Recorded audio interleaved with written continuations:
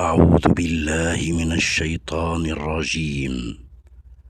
قال الله تعالى: وما من دابة في الأرض ولا طائر يطير بجناحيه إلا أمثالكم ما فرطنا في الكتاب من شيء ثم إلى ربهم يحشرون.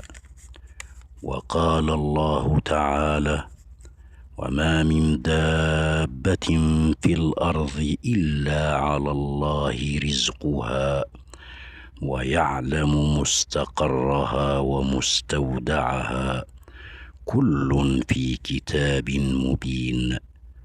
صدق الله العظيم. سبحان المبدع، سبحان خالق كل شيء.